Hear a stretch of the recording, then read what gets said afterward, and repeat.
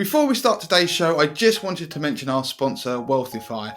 Wealthify is regulated by the FCA and is a multi-award winning online and app-based investment service founded in 2016 and owned by Aviva, with a simple mission to make investing accessible to everyone.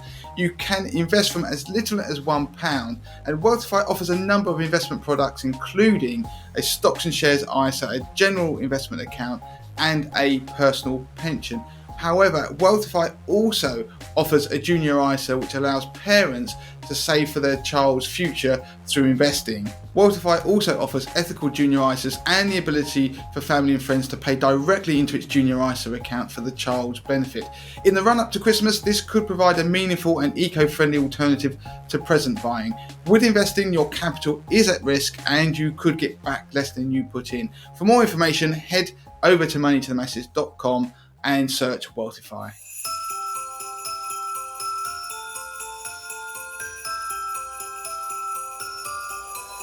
Hello and welcome to episode 350 of the Money to the Masses podcast with your resident expert as always, Damien Fay, and me, Andy Leeks. Damien, how are you doing? I'm good. I'm really excited today, Andy. It's not just because Christmas is around the corner. I mean, I'm a bit of a kid when it comes to Christmas. I do get excited, but we've got something different on the podcast for everybody today. And what we're doing is that we're getting some of the team on the podcast with Andy and I to do a bit of a Christmas special. So it's a bit of a team takeover, but the theme is Christmas. But what we're doing is the ghosts of Christmas past, the ghosts of Christmas present, and the ghosts of Christmas future, obviously taken from the Dickens novel. And we're going to be talking about the things that haunt us about our past in terms of money, the industry. So it's going to be a conversation piece, and there's a lot going to be in it that people can learn from.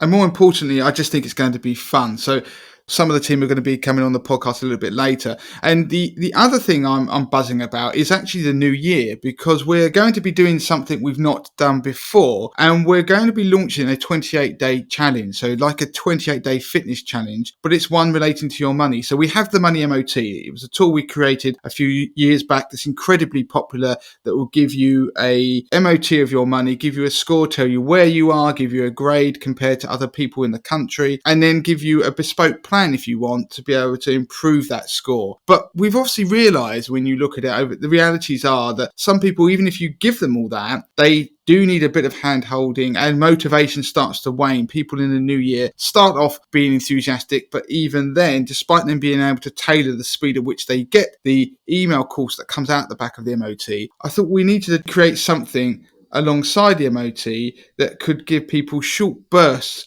of motivation and a plan to be able to improve their finances. So how it's going to work is, my view on money is that it works in 3 phases. So you can own it, fix it, and then grow it. So that is going to be our mantra going into 2022. So own it is going to be how you own not only the mistakes you've made, but the current situation that you're in. And then fix it is how you're going to then improve your finances, fix the things that are broken, and then eventually we're going to get on to grow it, which is how you end up growing your wealth and improving your situation. Now, in January, we're going to focus on the own it and fix it phase. Now, you're going to find out more about this.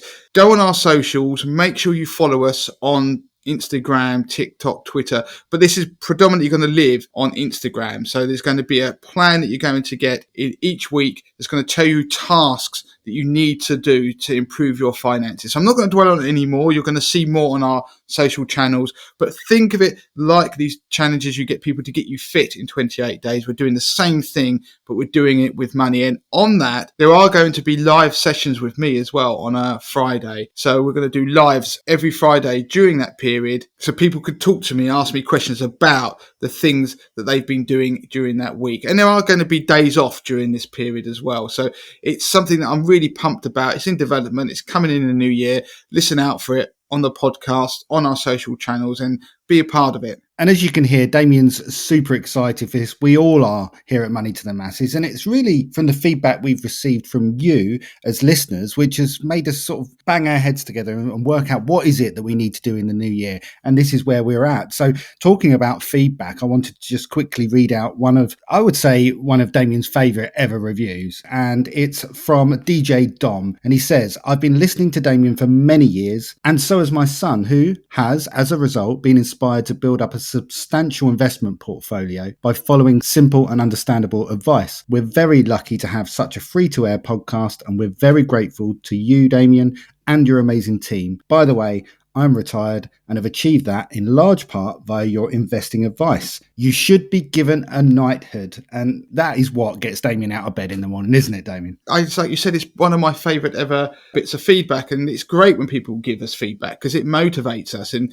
like things like that then gets my brain working and inspires us to come up with ideas like what we're doing in January. And the reason it wasn't about necessarily the knighthood bit, although a knighthood would be nice, it's the fact that there are two generations there. So we'd reach somebody who was retiring, we'd help them at that end of their financial journey, and someone who is younger and building money. And that is just, to me, amazing, and it's really motivating for me because don't forget, you listen to this podcast and we do a lot of stuff on Money to Masses with tools, websites, all these things, and it goes out into the ether and we don't always get the feedback from you guys. So it's lovely to hear that because it means that we're on the right path. So hearing a review or reading a review like that, it's more than made my day, it's made my year.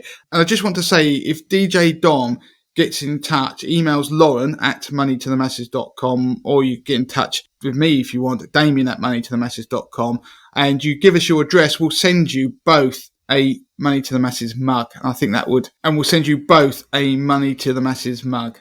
Okay, so let's move on to the main part of the pod then. And we've got Harvey, Laura and Lauren joining us on the show to talk about Christmas past, Christmas present, Christmas future, the money mistakes we've made, what we'd like to happen in money in general and in the industries that we know so much about. So Damien, let's bring you in first of all. What's your ghost of Christmas past? What can you bring to the pod? Well, I mean, I could have probably numerous ghosts of Christmas past, and some of them I cringe at now that I think about it, being a bit older and wiser. And if I was being shown a ghost of Christmas past, one of mine, I have to say it was the lack of appreciation of money, really, and how hard the world of work really was. Because when I left university, I got a job and I was trained to be an actuary. And it was at that point, it all came very quickly and easily. And I don't think, I didn't appreciate that I was in a position that actually I was earning some pretty decent money. I didn't earn the money that I earned at 21 again until I was about 31. So that shows you the difference in the situation. But what I did is I just went out and blew that money. And I bought some of the most ridiculous, frivolous things. So if there was an object that epitomised what I was like back then, it was the water tray we mentioned on the podcast probably about 5-6 years ago. That all this water tray did was that you turned on your music, your stereo, and it fired little jets of water across this tray, like what you see at these fountains you get at tourist attractions around the world. But it was only a 12-inch by 12-inch tray. And yeah, it did light up a little bit as well. But I mean, it was the most ridiculous thing I ever bought. And put this way, it did cost me more than £100 when I bought it. And I was 21, I was still living at home. And I think my mindset with money at that point, I didn't appreciate how difficult things would become. And that wasn't because I didn't have a easy particular upbringing or anything like that. I just think when I left university and we'd all had debts, and you suddenly get to a point in life where you suddenly find that you actually had some money, that I then started to blow it. I bought a new car. And then looking back, I'd racked up some huge debts as well at that point. And then I did the most amazing thing. I had a job that I was getting paid quite well at, and I just quit it because I just decided to move to London. I mean, who moves to London without a wage and goes and lives there and starts to pay rent? Well, Damien Fay did at the age of 21. And then I had a very rude awakening because once I got there, I realised that the world and London wasn't paved with gold. And so for me, I then had that burden of debt and those issues for years. If I hadn't actually, Andy, if I hadn't done that, I wouldn't have met you, because that's why I ended up working at where I met you, because I just took any job I could at that point. No offence taken. That wasn't meant to sound like that, Andy, but there's always a silver lining to a very dark cloud. And so for me, that was a big ghost of Christmas past where you look at it and where I could have ended up if I'd carried on down that line. And so for me, that was the personal issue, which I then overcame and was forced to, really. And I look back on that period of life, and I did learn a lot from it. but I'm slightly ashamed of it as well. But that's all part of growing up. So it's one of those things you look back on and you wish you probably hadn't done that. But the other thing I wanted to mention about the industry, so around the same time, and it's for quite a period afterwards, one of the sort of ghosts of Christmas past for me is inequality. And I think it was the inequality that the industry itself exacerbated, because when Money to the Masses started, there wasn't really much help online for people. And the money advice service had only just come into being. It was really mainly focused on debt. And I was working at the time with really rich people. We were helping rich people with financial advice. And that was the birth of Money to the Masses, was the inequality that I could see. And I think that haunted me. And it still does to this day, the fact that I worked in an industry that really was built upon making rich people richer and excluding the majority of the population. So for me, they were the two ghosts of Christmas past that I think did start to shape who or what I became in the present. I think there's some really good examples there. And just bringing in some of the other members of the team then, let's start with Laura. Laura, have you got any ghosts of Christmas past, examples of things that you of today kind of look back and cringe about? Yeah, I have to say, I guess sort of similar to Damien, my real personal ghost of Christmas past, and one that I've only really started to tackle quite recently, has just been never having any savings, just always kind of getting to the end of the month and there always been slightly too much month at the end of the money, like it never quite stretching, just always kind of spending what I earned, not really ever having anything like as a safety net, kind of a bit living paycheck to paycheck really, which is, I mean, certainly worse when I was in my early 20s, and a bit like Damien, a lot of frivolous spending, a lot of socialising and kind of going to withdraw cash like halfway through an evening out and not knowing whether it's going to swallow your card or not. And I think, yeah, that's kind of something that I've tackled sort of in the last sort of few years, that I'm just making it a priority now to start putting money away at the beginning of the month when I get paid, and making that a priority. Perhaps finally I'm growing up a little bit. I remember hearing Laura say that. I remember the one ghost from Christmas past is taking money out on a credit card and a cash machine. I remember going on a cash machine, drawing money out, going to the pub, and then spending it. And of course, you're already paying interest on it. I did that in my early 20s quite a bit until I learned the folly of doing so. And actually taking that one step further, I also did that, Damien, and I'm ashamed to say that I did that not just in normal everyday frivolous spending, but kind of the cardinal sin. I used credit to actually build up debt by gambling, not necessarily a gambling issue or a problem, but just not caring about the fact that I would draw cash out and then I'd use it. Maybe if I was walking past a betting shop and there was a football game on that day, I'd waste it on just silly gambling things. And like I say, it's something I cringe about now, because not only am I building up debt, I'm building up debt on a credit card, but using cash from a credit card. And that's what I think is quite good about doing a podcast like this, is that people start to think about their own ghosts, because people judge the generation now, the younger generation, and what they do with money, and start going on about millennials and what they spend money on and how frivolous they are. But if we look back, we were doing the same. Well, I certainly was, and Laura said she was, and I know you were, Andy, because obviously I knew you at the time. And so I think judging people, we have to be a little bit less judgmental on people who are young, just because we're from a position now of being a little bit more educated and more aware. Yeah, just on that point, Damien, I should probably talk about my Ghost of Christmas Past, because it's kind of related to that. And I think often at our age now, Damien, I'm slightly older than you, so don't need reminding again. I get reminded of this in the office enough. You're definitely older than me.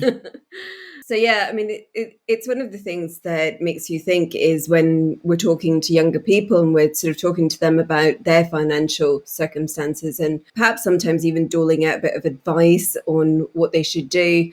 And then you look at your own past and you think, well, actually, I could have made these decisions a little bit better myself. You know, that in hindsight, I think renting an entire flat to live in London wasn't necessary. I spent very little time in it. I should have really just rented a little room somewhere with a bathroom. All I really did was sleep and wash in my flat. And the rest of the time I was either working or I was out. So, you know, things like that, better decisions to make when you're younger, I think.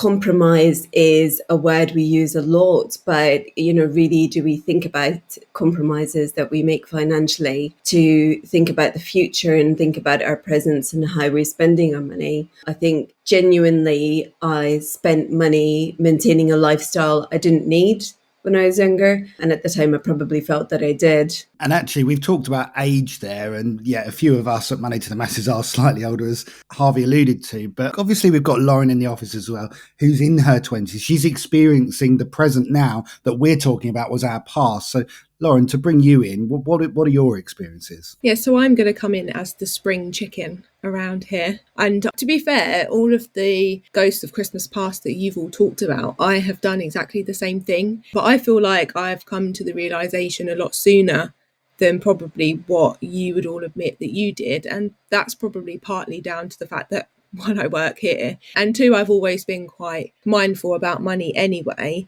But one of my biggest things with the Ghost of Christmas Past is not saying no to people. Like if someone says, oh, shall we do this, and go out, feeling guilty for not saying no and doing it anyway, even if I didn't have the money, and doing that quite a lot. And then you put pressure on yourself to be social with your friends. And, I look back now when I've been trying to save money, I've had friends that have gone, no, I can't do that, I haven't got money. But when they've then turned around and said, oh, we've got money now, do you want to do something? But I haven't felt like I've been able to say, no, I can't do that now, and gone and done it anyway. And I look back and I think, they said no, so why didn't I? And now I've put myself in a financial situation where I've got to pay for something that I haven't been able to afford. Bringing that together with Harvey's point, I think is a very good one, because there's that sense of trying to maintain a lifestyle, isn't there? And, the phrase where people say, oh, trying to keep up with the Joneses, always gives that impression it's something that's quite physical, doesn't it? You're trying to have the same house as somebody else or the same car.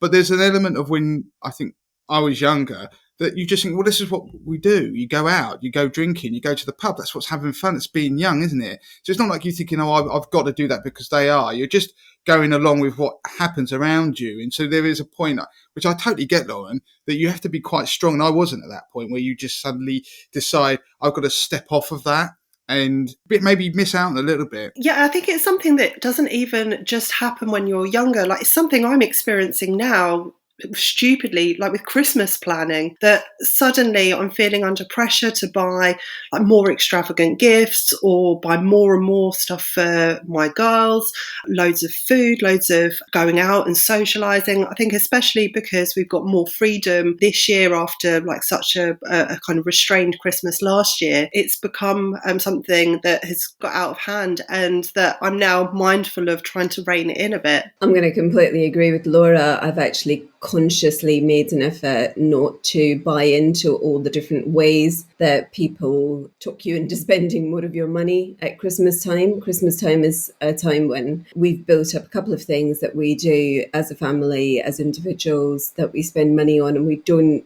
tend to add to those things. And I think it's really easy just to get caught up in the next fad as a parent, things that parents will do with their children or things that adults are doing. And it's all just spend. And I'm actually getting to the point where I think Laura and I have been having these conversations in the office, and, it's sort of more commercialization every single year. And I know that most people say this and it's gone on for some time, but you do get to a point in your life, I think, when you start thinking, well, these are the things that make us happy, and this is how much it costs, and that's how much I've budgeted for Christmas, then actually that's what I'm going to stick to, and I'm not going to add to it regardless of how much somebody tells me it's essential to buy my child the next best gadget or experience the next thing that every family is going out and spending a couple £100 doing. And I think that's really interesting that, we all experience that at different points throughout our lives and at different points throughout the year. But I think one of the things that I wrote down when I was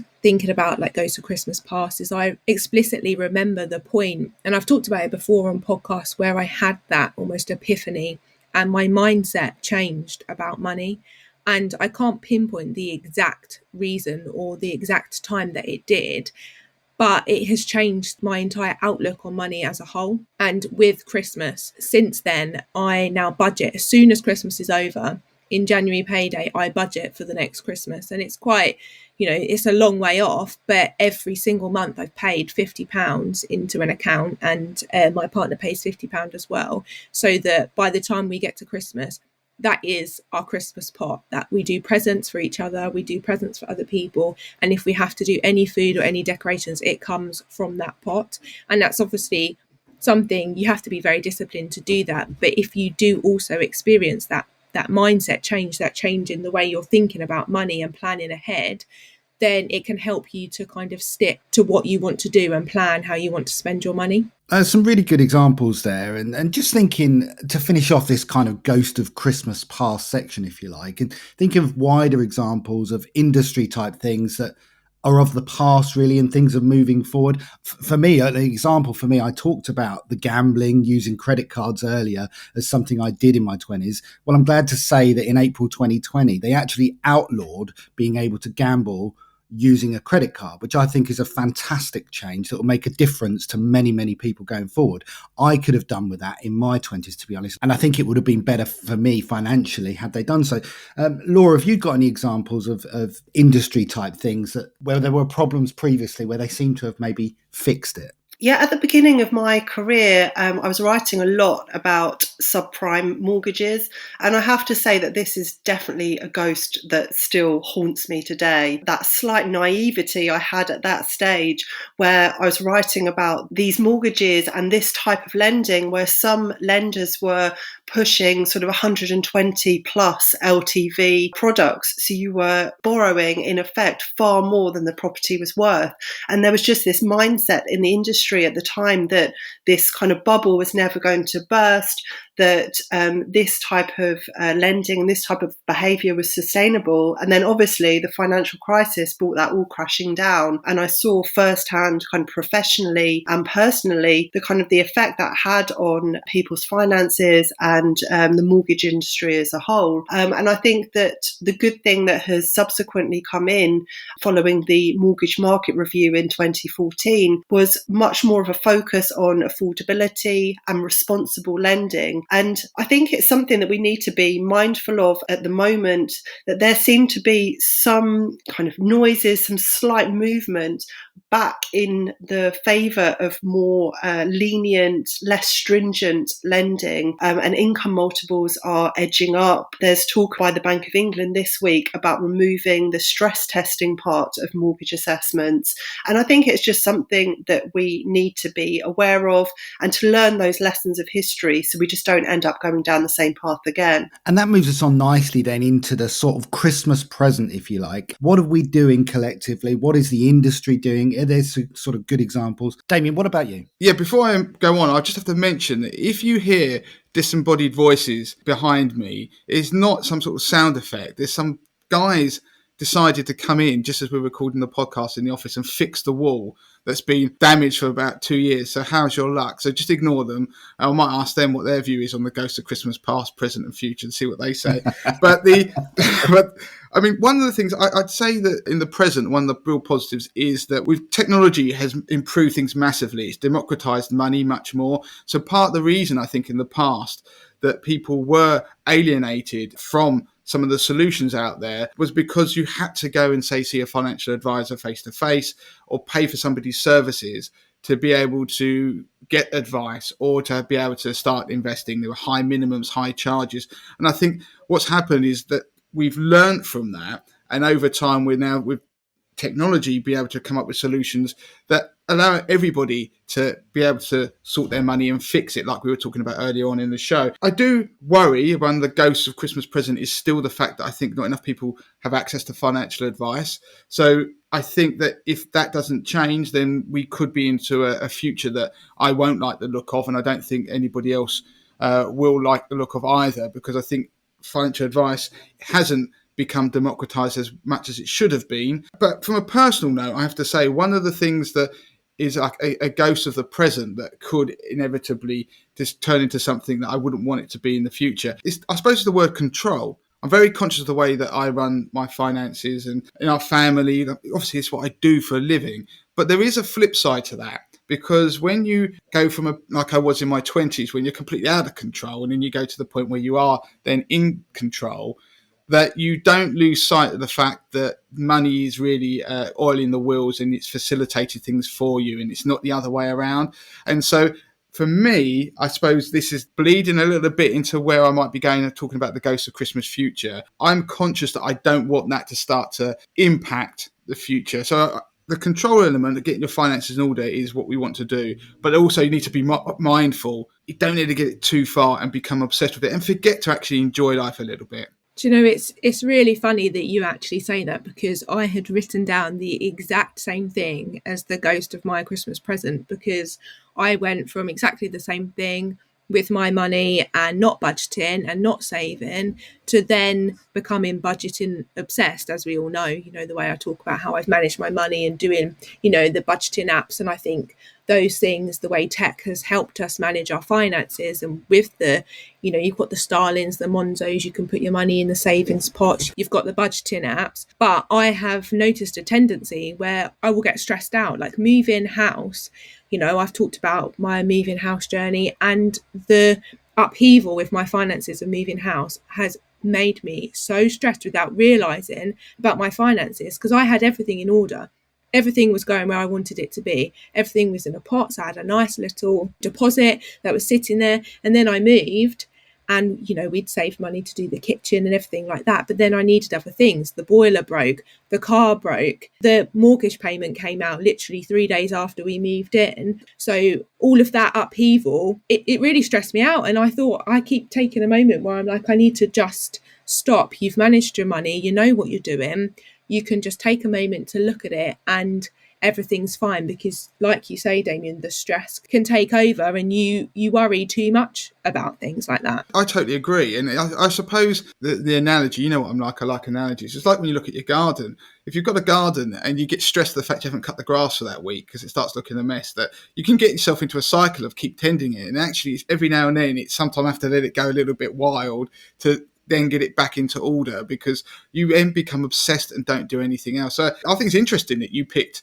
the same as me. I mean, I don't know what they say about great minds think alike and fools seldom differ, Lauren, but we're on the same wavelength anyway. I think very much along the same lines. I was looking at sort of my financial present and the decisions that I've made in the last couple of years especially, but one of these things that we talk about often is the emotional side of finance, and how our decisions that we make about our finances affect us emotionally. And it's really strange to me that, as a couple, my husband and I have been quite relaxed about money for many, many years. And actually at the point where we now probably can live on one income and we've built our life around not really needing a second income, he's more stressed out than he ever was about money. And I find that, really interesting how people's perceptions of their financial state and how comfortable they are with what they're earning and what's coming into the house and what they're spending changes through their life, not necessarily because of how much money they have, but just how they view it.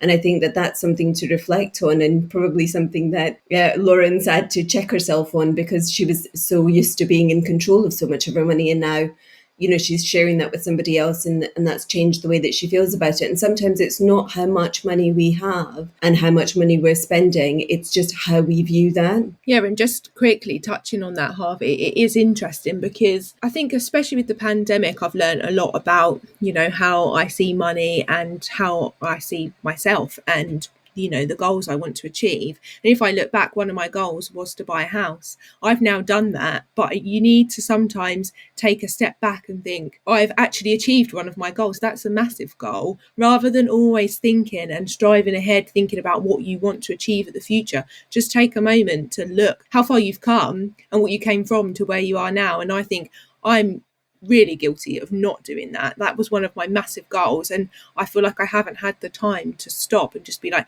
hang on a second, you've bought a house? Like, that is a massive achievement, and I did all of the saving and managed to do it, but I'm too busy over here worrying about, I need to save an emergency fund, I need to do this, I need to do that. And you're like, hello, like, just take a moment and enjoy what you have managed to achieve, and then those things will come. So it's quite interesting, and I think hopefully it'll be good for some listeners, people listening, to be like, well, that's me as well.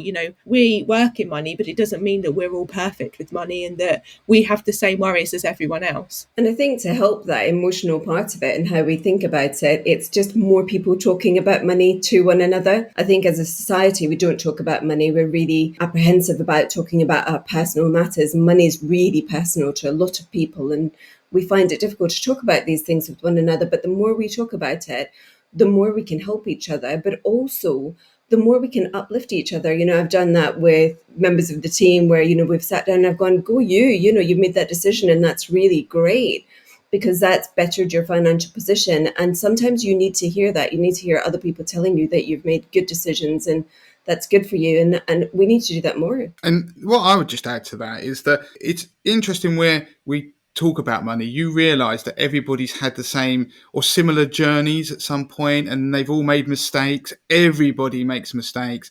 They make good decisions, bad ones, things that don't work out quite how you expect them to. But for people listening to this podcast, I think the past, present, future thing works quite nicely because it illustrates that fact. But also we're all on a journey. We don't have to compare where we are on that journey. And sometimes it isn't linear, because Laura mentioned earlier that some of the things, the ghosts from the past, they're still there. And they do come back and haunt you every now and then when it comes to how you're running your finances. You start trying to keep up with the Joneses, as I mentioned earlier, or something. I think when you become a parent as well, there are new pressures that didn't exist in your 20s. The pressures that I was never prepared for, because suddenly you've got children who are having those experiences as well, where they're trying to keep up with what's going on in their generation. And then you feel obliged as a parent, but equally you're trying to do the same thing of trying to keep them grounded, all this stuff. And it is difficult. I think that is one of the things that if we talked about it more, and we do in the office, and it's quite nice that if you have people who are open about talking about money, and it is slightly because of what we do, that we share those things, and you lose the stigma. And also sometimes you can, as Harvey said, get a pat on the back and think, yeah, do you know what, I have done okay. Or equally, you lose the shame that gets associated with things which perhaps you shouldn't feel bad about. Part of what I've found about this Christmas in particular is that the things we've done and talked about over the last year or two, even on the podcast, is that using technology, things like budgeting apps and digital banks and using pots, it's really enabled me as the person who deals with the finances in our family to be able to take charge a bit more and feel less like I'm burying my head in the sand. Again, there's those pressures you feel as parents to just keep spending. And you're kind of in the dark sometimes, not realizing how much it all mounts up to. But I now have budgets. I now have pots. I have a different pot for each of my children, for example, so that I can try and spend an equal amount on each of them to keep things fair, not only just to keep things fair, but so that I'm totally aware of what I'm spending.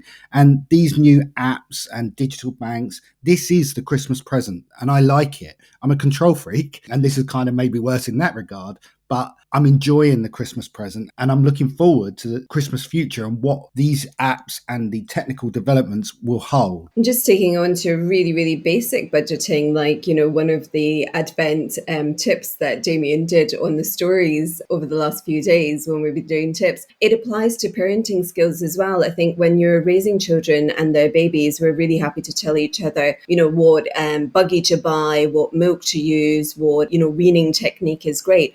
But what we perhaps don't share as much is, how we control spending in terms of our children. Sometimes my child, my son might come to me and he might ask me for something, and it's something he desperately wants. And you sort of think, I really need to get him this because he wants it so badly. And, it means a lot to him, only to find a couple of days passed and actually he couldn't care less about that thing he wanted 3 days ago. And it ties in with one of Damien's tips that he was sharing with us over Instagram stories, which was that, if you want something, wait a few days and see if you still really, really want it. And I think the same applies when it's your children and they're asking you for something and they desperately want it, is just give it a few days and see if they still want it. And actually, those things pass far more quickly with children than they do with adults. I'm definitely guilty of being the biggest soft touch with my girls. My purse is just it's just opened. They're just basically helping themselves. Especially, this time of year, it's particularly bad. And looking forward to Ghosts of Christmas Future, I know that I really need to clamp down on that next year and to focus on that like financial education for them, that actually there isn't a bottomless pit of money, and that actually some of these things that they want to do, all of the extracurricular clubs they want to do, the activities they want to do with friends, the parties they want to go to, I already know I'm going to be up against it in terms of teenage hormones and unreasonable demands, but at least I need to get the financial side of things a little bit more under control. So that's definitely my goal for next year. Funny you say that about the clubs, because I always remember watching, it was quite a long time ago, they did one of these shows where they went into a family and they looked at their spending and analysed it. And this family were struggling. And when the money expert went in, they looked at the person's budgets and said, you're spending more than £200 a month on kids clubs, after school stuff, and you got to knock that on the head. And the person was like, well, I can't possibly do that, that's for my children. And I remember, I think at the time I didn't have children, or certainly there weren't clubs and things going on that I was paying for. And I know that lots of people looked at that show and just were just completely baffled by the idea of what these people are going to just keep paying for their kids clubs. How spoiled are they? This is why they haven't got any money.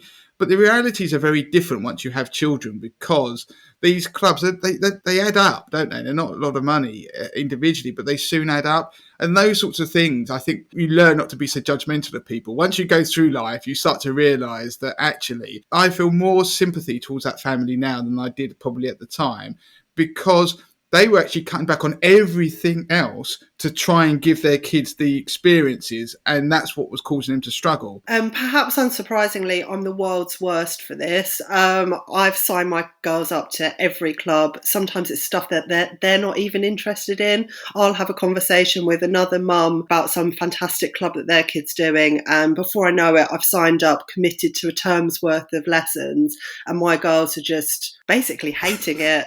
No one's winning, and I'm just, I need to get this under control, basically. Laura, it's because you're just desperate to get the children out of the house so you can have some time to yourself. That's what it is. Yeah. I also think, Laura, you need to take a tip out of my book. Someone told me, I'm not going to say the word, but the resting you-know-what face, that I have that at the school gate. So if you don't talk to any other parents and you stand there, you can't get into these conversations where people talk to you about the clubs their kids are doing. You just stand there like a grump with your face mask on, and then you go home and you're richer, or you're certainly not poorer. I think definitely on the point of children and their clubs and their spending, I think it's teaching down the lessons as well. So we're all talking to each other about the lessons that we've learned and the lessons that we're applying to our lives now financially.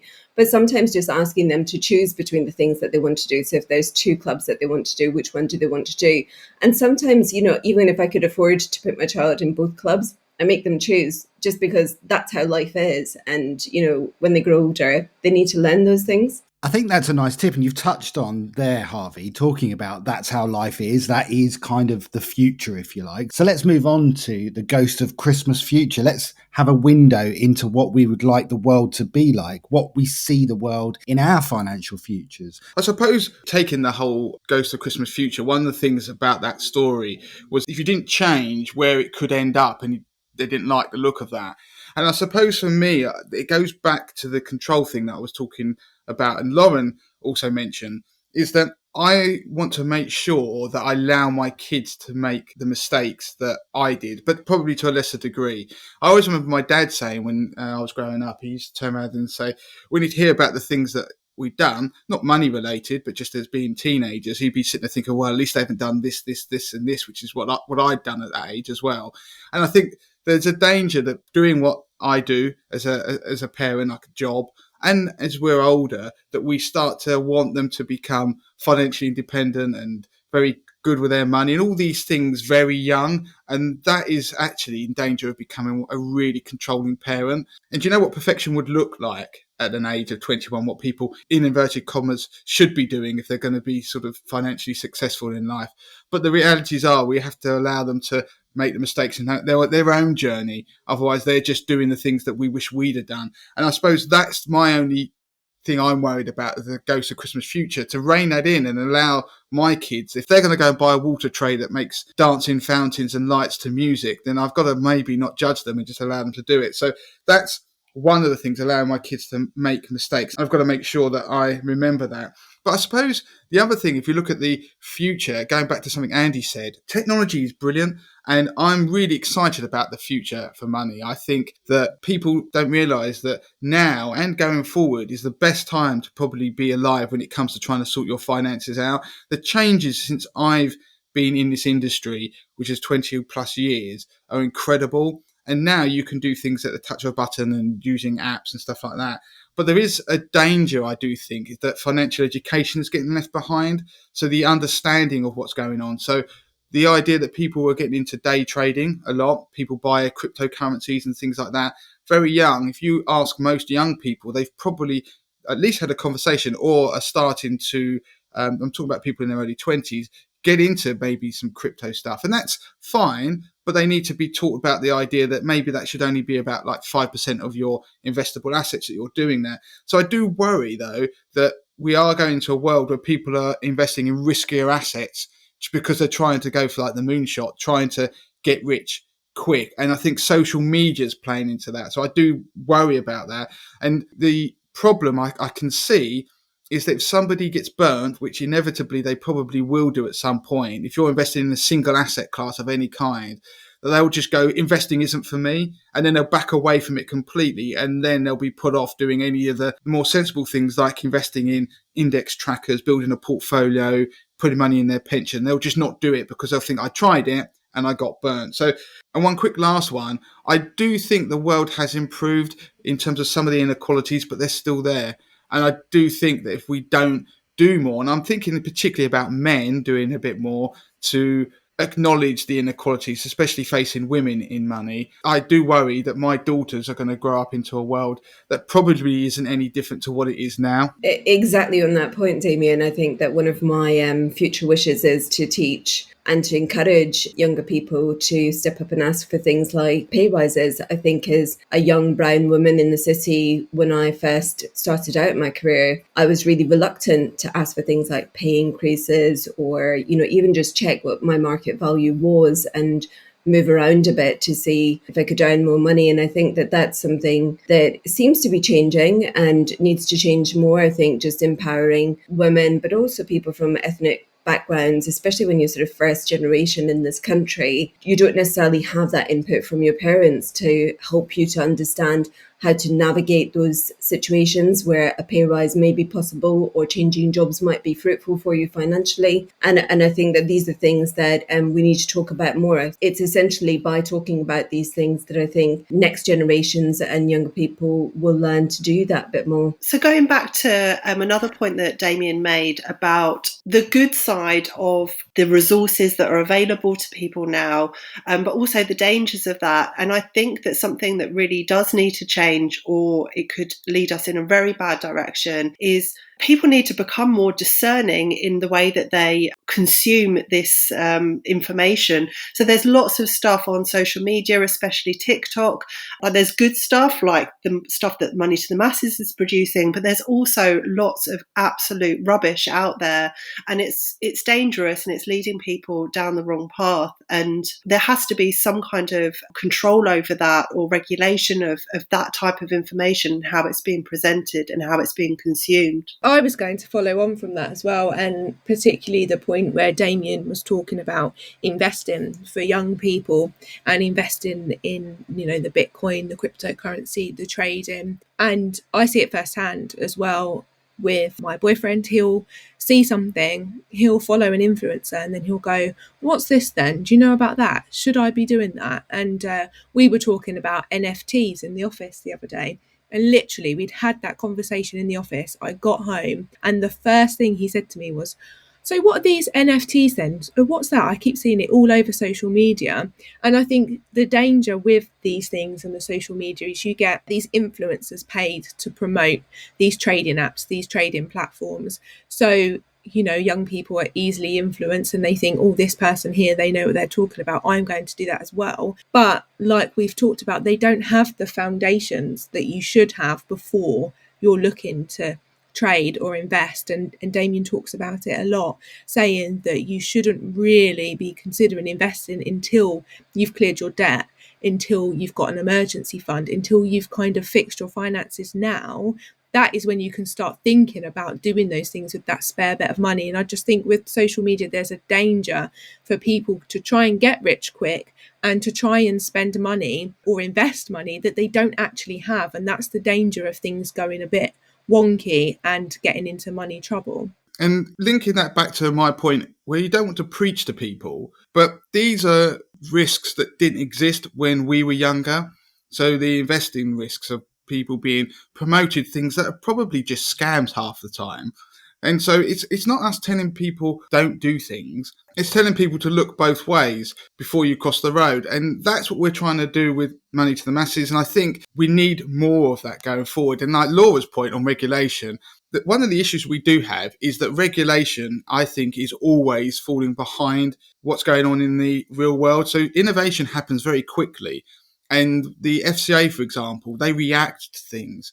And we're in a world now where they are just reacting to stuff rather than sort of preempting it or making decisions on things. They wait for things to go wrong and then they might try and do something about it. And by that point, people have already lost money and consumers have been impacted. And another thing, because of the way that regulation works, that financial advisors aren't really allowed to have conversations about some of this esoteric stuff like crypto with their clients. The clients might go to them, want advice, but they can't get any advice from the financial advisors. And I know for a fact that a lot of financial advisors out there are quite frustrated about that. And if you just end up talking to people about one section of their money, keep turning them away, that doesn't mean they're not going to do it. It just means they're going to get involved in it without being educated or receiving some sound advice.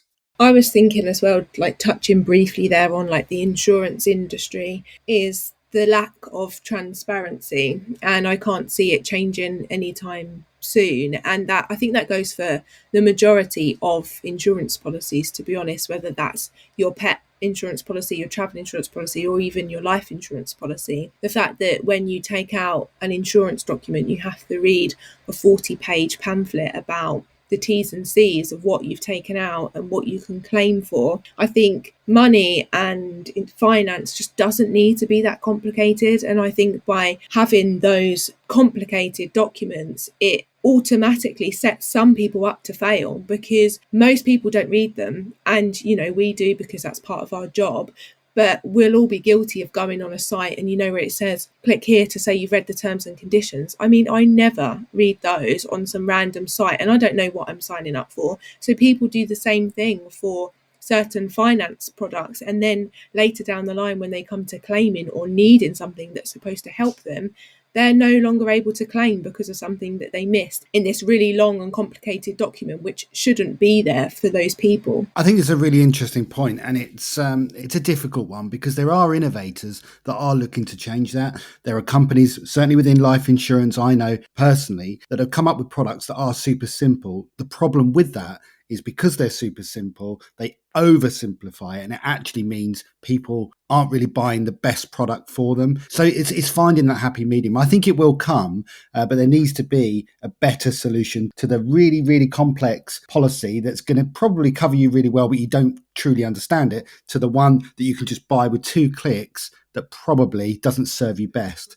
Okay, so I think that pretty much wraps up the podcast. We've talked about the ghosts of Christmas past, Christmas present, Christmas future, and it's been really nice to kind of chew the fat with the team, talking about the things that we do and that we're passionate about as well. And so I suppose all it really leaves us to do is to wish you, the listeners, a Merry Christmas. And the reason I'm saying that in this week's pod is we're going to have a break next week. We've worked out that the dates that the podcast come out, it would mean that there would be one coming out on Boxing Day, and we think everyone needs a break. Let's enjoy the Christmas with our families. And we'll be back again in the new year. We've got a podcast special coming out on the 2nd of January, where we'll be looking at what we predicted last year for the outlook, the financial outlook for 2021. But also, crucially, Damien will be doing his outlook for 2022. And so that's it for this week's podcast. Until next year. Until next year. Until next year. That was terrible.